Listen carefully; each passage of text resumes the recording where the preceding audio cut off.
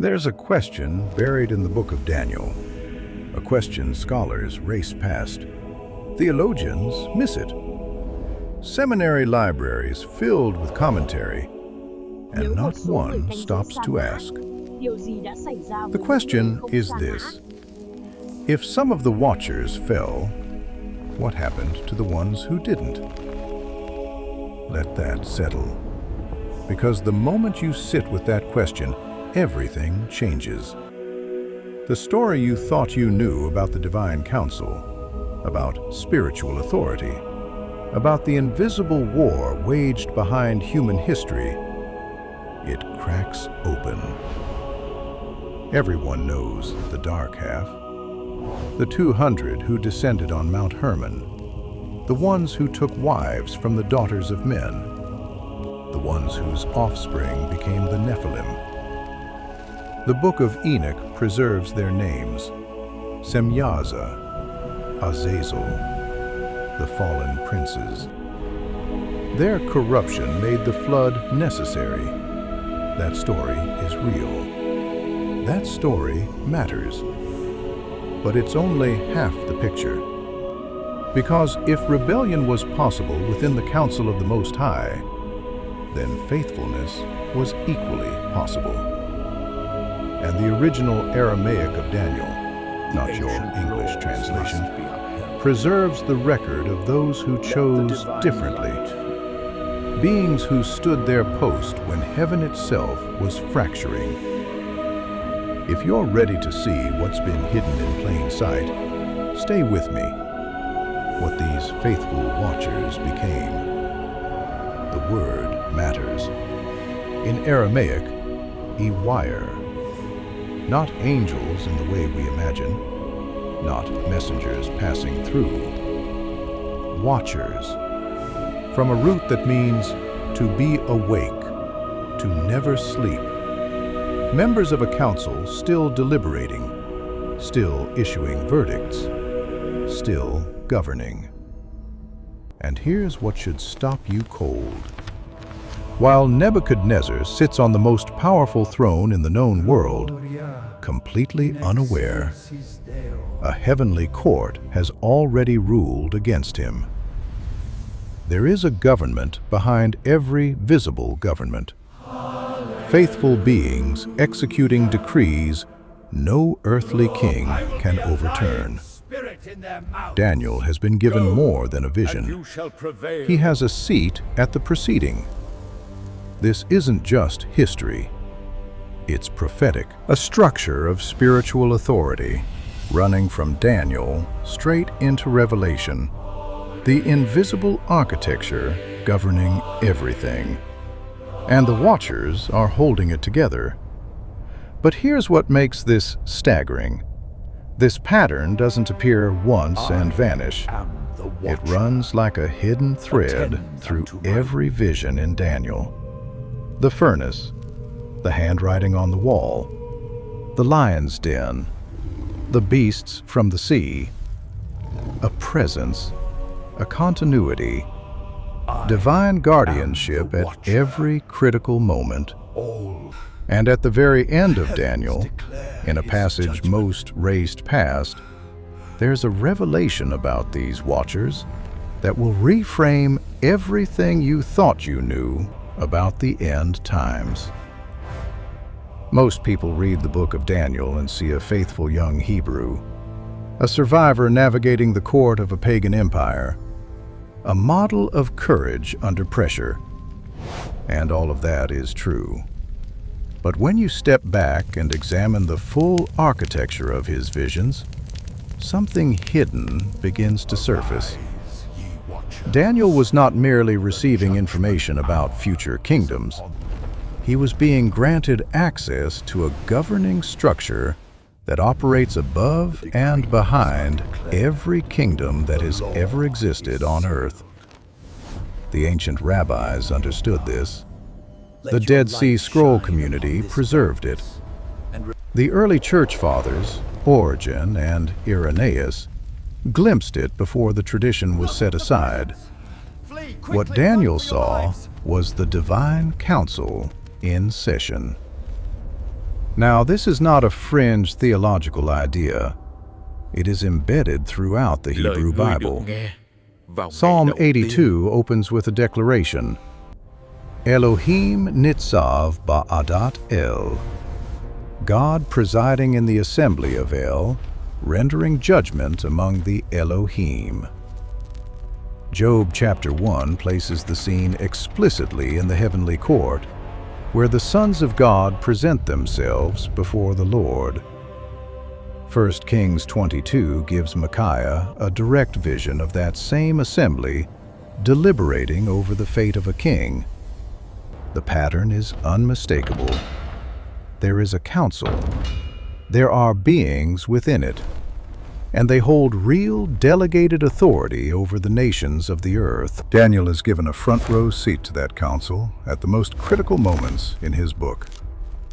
Consider the vision of chapter 7. 4 terrifying beasts rise from the sea. But notice what the text does before any of that is explained. The Ancient of Days takes his seat. Thousands upon thousands attend him. The court is seated. The books are opened. And what happens next will shatter everything you thought this vision was about. This is not decoration. This is a divine council convening to render judgment over earthly governments. And hidden in the structure itself is a truth most translations have quietly buried. The beasts, for all their power, have no authority before this court. They are subject to it. Their rise was permitted. Their fall is decreed. And the beings surrounding the Ancient of Days are not spectators. They are participants in that decreeing. The Aramaic preserves this with a precision English flattens. The word translated court in verse 10 is dinina, judgment, legal proceeding, formal verdict. This is not a throne room in the ceremonial sense. This is a legal assembly rendering binding decisions over the course of history. And the watchers, the IR, the holy ones from chapter 4, are officers of that court. What most miss is the connective thread. Chapter 4 and chapter 7 are not isolated visions. They are two windows into the same reality. In chapter 4, the watchers issue a verdict over Nebuchadnezzar. In chapter 7, the court issues a verdict over the succession of empires. Same council, same authority, same faithful beings executing the same divine mandate across generations. And one of them is about to step forward with a name. His perception, filtered through Babylon's ancient cosmology, lands on something precise, shockingly precise. Because Bar Elahin in Aramaic is not a generic phrase for divine presence. In Nebuchadnezzar's world, it carried a specific meaning. A son of the gods, a member of the divine council, a heavenly being from the order called the B'nai Elohim, the same class of beings standing in God's assembly in Psalm 82. The same beings presenting themselves before the throne in Job chapter 1. The same sons of God who took human wives in Genesis 6. Nebuchadnezzar doesn't know Israel's God deeply yet, but he knows exactly what category of being he's seeing. And here's what most readers miss. The author of Daniel, writing under divine inspiration, chose to preserve the pagan king's description. He didn't correct it. He didn't soften it. He didn't replace it with safer theological language. That choice is not accidental. The text itself is revealing something. Nebuchadnezzar's recognition, framed in his ancient cosmology, lands on a truth the Scripture wants us to see. A truth hidden in plain sight for centuries. Because what this watcher reveals inside that furnace opens a door most theology has kept carefully closed. This is closer to the raw theological reality than most modern readers want to acknowledge. There is a divine being inside that furnace, a faithful one, a holy one, an IR, a watcher who holds his post. The Aramaic word appears in Daniel chapter 4, verses 13, 17, and 23. Ir. It comes from the root meaning to wake, to be alert, one who never sleeps.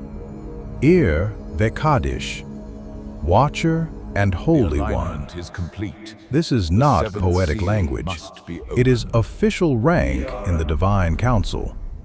And here's what most translations miss. This is not merely historical. It is prophetic. It establishes a pattern that runs through every chapter of Daniel. The faithful watchers are not distant administrators.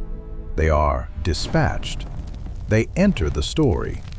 They intervene at the exact moment of maximum danger. Furnace, lion's den. In both cases, the intervention is precise, targeted, timed to the second when death is certain. These are not random divine appearances. They are executed assignments, ordered responses to situations already deliberated in the heavenly court. The faithful watchers do not act independently. They act in alignment with decrees already rendered. They are the executives of divine justice. The arms of the heavenly court reaching into human history at appointed moments. Ancient scholars saw this pattern long before modern commentators began smoothing it over. The Aramaic Targums interpreted these figures exactly as members of the heavenly host operating in structured submission to the Most High.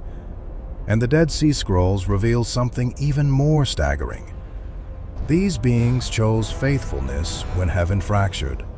They held their post when others abandoned theirs.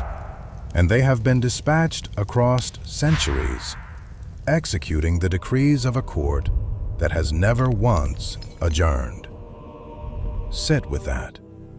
Their interventions are not miracles, not divine surprises. They are verdicts being carried out.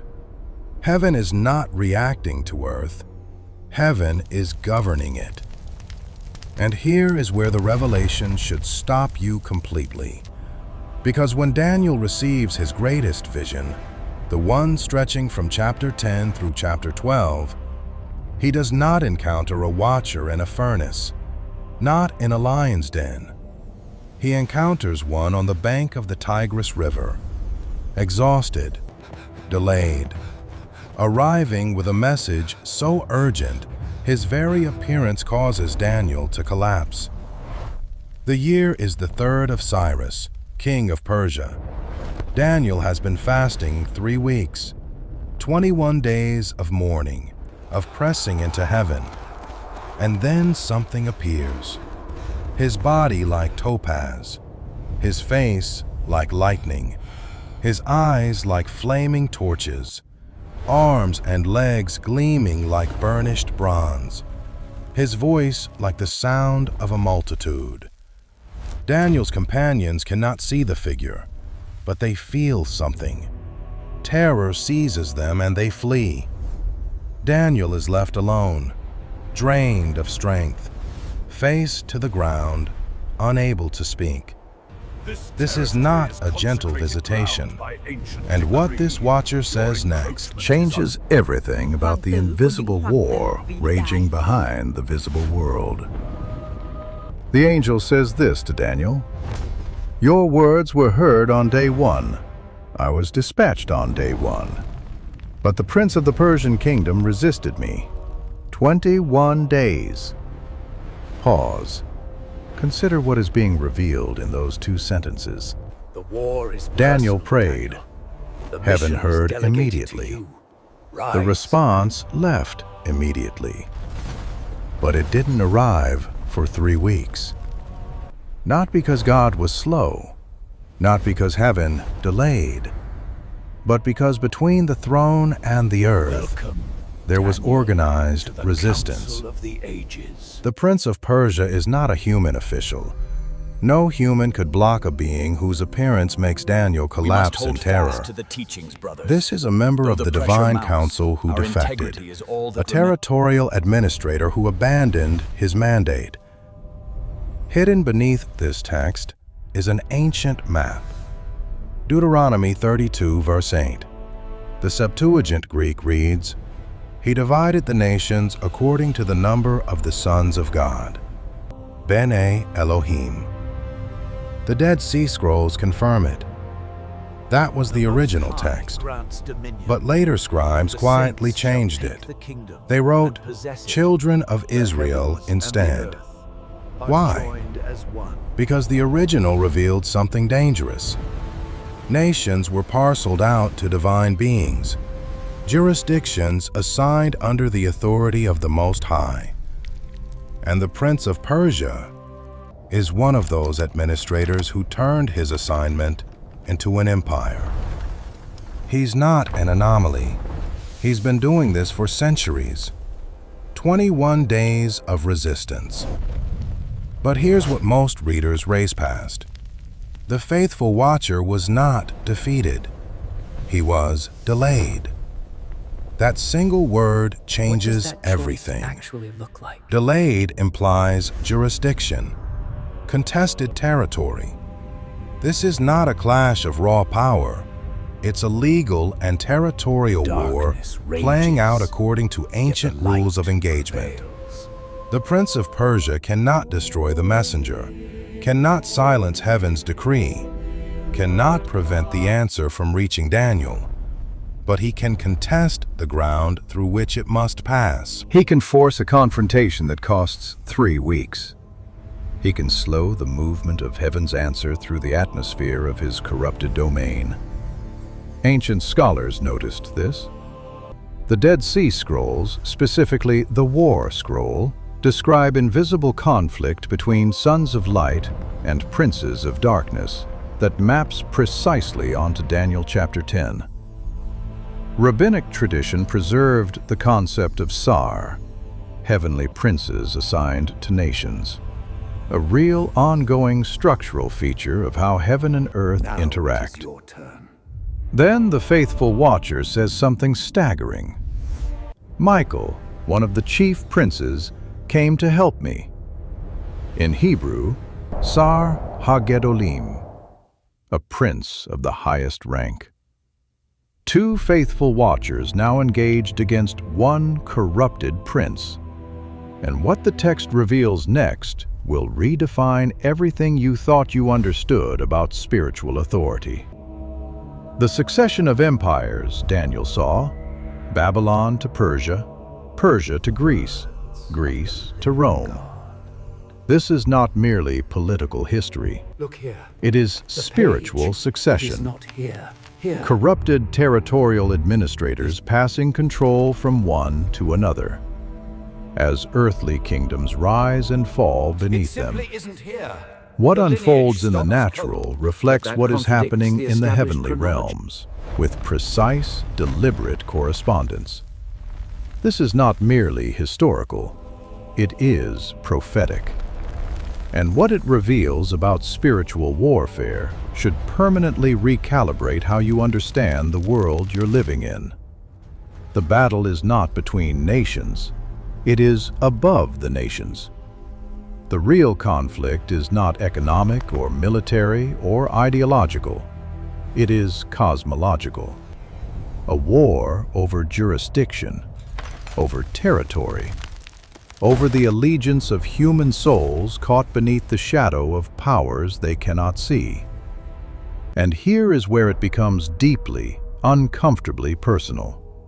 Because Daniel chapter 10 does not end with a cosmological briefing. It ends with a commission.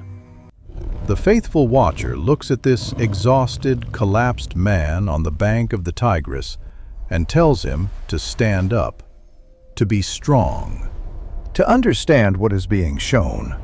Because chapters 11 and 12 are not simply a preview of coming empires, they are the final act. the end of the territorial conflict, the moment when faithful watchers and corrupted princes face a judgment that has been building since before the foundation of the world. And hidden inside that final act is a revelation about the faithful ones, a detail embedded in the last chapter of Daniel that almost no one has connected to the watchers. There is a moment at the end of the book of Daniel that almost every commentator reads and then quietly moves past. There's a single verse buried near the end of Daniel that most people absorb in 15 seconds and never think about again. Daniel 12:3. Those who are wise will shine like the brightness of the heavens, and those who lead many to righteousness like the stars forever and ever. On the surface, it reads like a beautiful promise, a poetic note of comfort after chapters of terrifying visions. And that's exactly how most readers receive it. But hidden beneath that surface is a revelation the original Aramaic demands you see. The word translated wise is masculine. It appears earlier in Daniel 11, describing a very specific group of people who, during the most intense tribulation Daniel's visions describe, instruct the many, stumble for a time, and are ultimately refined and purified. The masculine aren't just smart believers. They're something far more precise. They are human beings who have aligned themselves so completely with the purposes of the divine council that their function in the earthly realm begins to mirror the function of the faithful watchers in the heavenly realm. Think about that. The entire book of Daniel has been building a portrait of two parallel realities. In heaven, the faithful watchers holding their post, executing divine decrees, resisting corrupted princes. On earth, Daniel himself, fasting, praying, standing firm under cosmic pressure. The structure reveals something staggering. Daniel isn't just a man receiving visions. He's a human participant in the same conflict the watchers are. They will shine like the brightness of the heavens. They will be like the stars forever and ever. Beautiful poetry, right? Except the original language reveals something most translations completely miss. The word for stars in Aramaic and Hebrew cosmology is not astronomical. Stars in the ancient Near Eastern world, throughout the Hebrew Bible, are used as a designation for divine beings, for members of the heavenly host, for the sons of God who make up the divine council. Job 38:7 asks, "Where were you when the morning stars sang together and all the angels shouted for joy?" Isaiah 14 uses star language to describe heavenly beings who held position in the divine assembly. The Book of Enoch, which Daniel's authors were almost certainly in dialogue with, uses star imagery consistently to describe the watchers themselves. What most translations miss is the full cosmological weight of Daniel 12:3. The masculine are not promised a pleasant afterlife of golden light and comfortable rest. They are promised transformation into the category of being that the faithful watchers already occupy. Elevation into the divine council's order, into the permanent, eternal, unshakable fellowship of those who stand before the throne of the Most High. Ancient scholars noticed this long before modern commentators began smoothing it over. The community at Qumran understood themselves as the earthly counterpart of the heavenly host. Their liturgical texts describe human worshippers joining voices with angels in the divine council's eternal praise, anticipating a final transformation that would dissolve the boundary between earthly and heavenly assembly entirely. They read Daniel 12:3 not as poetry, but as prophecy, as a literal promise about what the faithful would become. Because what Daniel is describing is not simply the end. This is what the end of Daniel is really about. The restoration of a divine order that shattered when the Watchers fell. The original design was breathtaking in its simplicity. Faithful divine beings aligned with the Most High, mirrored on earth by faithful human beings aligned with heaven. A perfect reflection, heaven and earth in harmony. But the rebellion fractured everything. Corrupted princes seized territorial authority. The nations fell under darkness. The divine council itself divided between the faithful and the fallen. And history from Genesis 6 forward has been one long, painful, purposeful process of addressing that fracture. Daniel 11 and 12 describe their ultimate overthrow with a precision that makes one thing clear. This is not a temporary setback. This is permanent removal from authority. Michael, the Sar HaGadol, the great prince, will stand up and exercise authority in a way that has no precedent in the entire narrative. And here is where most people completely miss what Daniel is revealing. The book does not end with humans being rescued from cosmic conflict. It ends with humans being drawn into the heavenly drama, permanently. The faithful Watchers were not simply preserving some status quo. They were holding a place, maintaining a pattern of faithfulness that human beings would one day join, not as observers, as participants in the divine council's eternal governance. Because Daniel's visions point towards something that will reshape everything you thought you understood about your place in creation. An expanding council, an eternal pattern for what? Here's what most people miss. Daniel 12 doesn't describe the masculine as some category of extraordinary spiritual elites. The text says something far more unsettling. It describes them simply as those who are wise. And the wisdom Daniel has in mind isn't intellectual sophistication. It's not theological expertise. It's not a gift reserved for a chosen few. It's the wisdom of faithfulness. The wisdom of holding your post when everything around you is falling. Most High God, The wisdom I of lift leading my others eyes toward to you. righteousness when the pressure to compromise is overwhelming. When the cost of fidelity is real. The faithful Watchers held their post through the long darkness of cosmic war. They didn't defect when others defected. They didn't seize independent authority when corrupted princes seized theirs. They remained aligned with the divine council's mandate. They kept vigil. They stayed awake.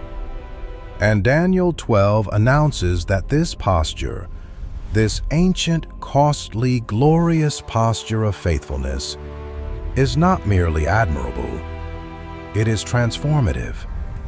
It is eternally consequential.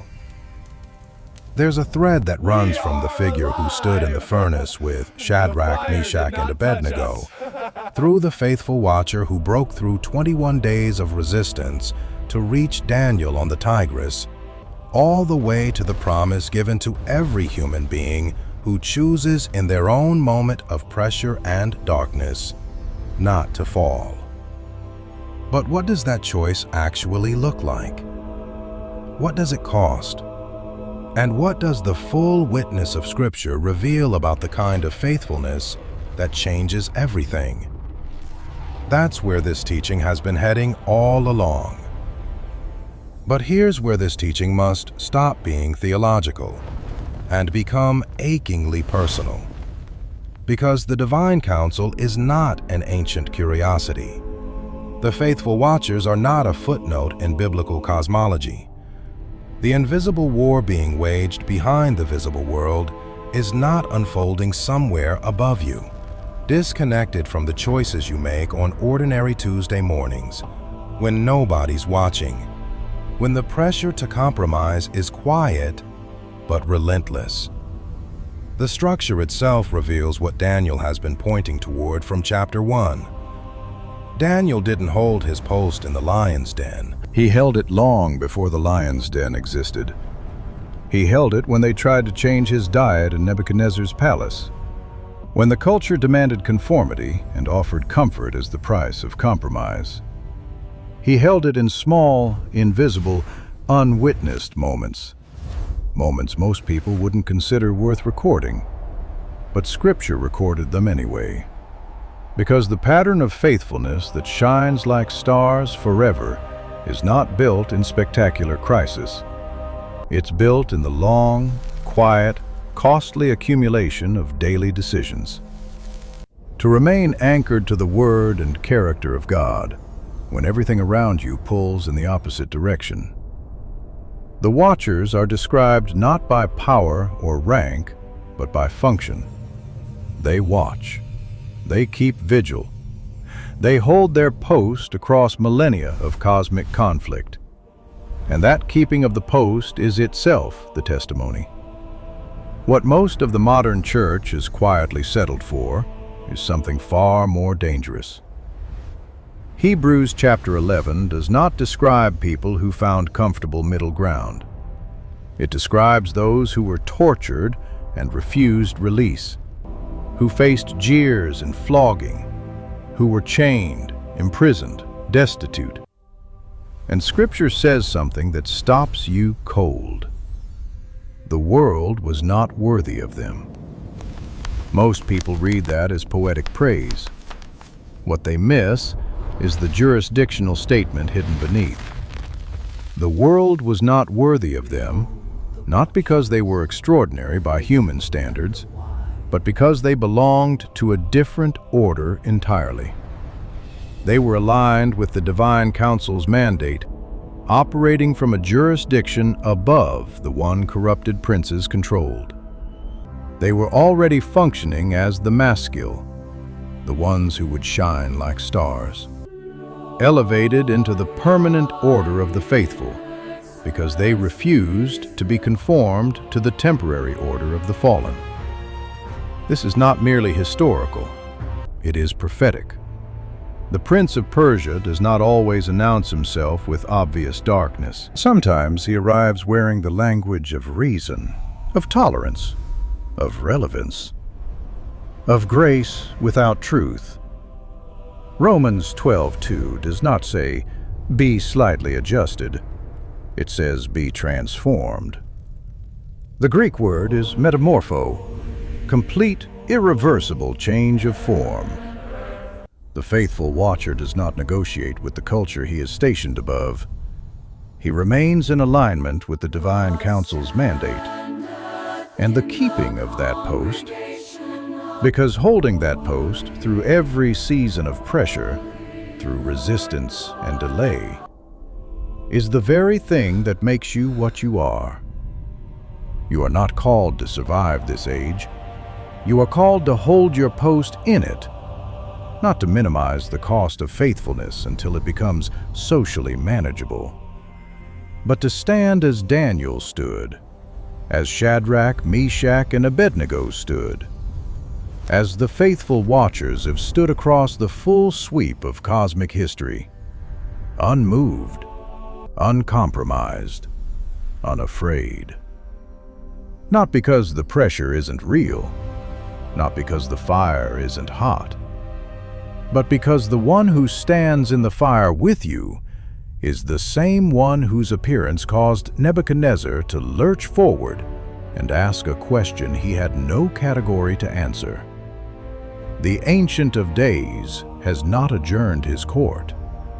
The books are still open. And the decree no earthly power can overturn is still being executed by faithful beings who chose at the moment of decision to hold their post. Daniel 12:3 promises that those who are wise will shine like the brightness of the heavens, like the stars, forever and ever.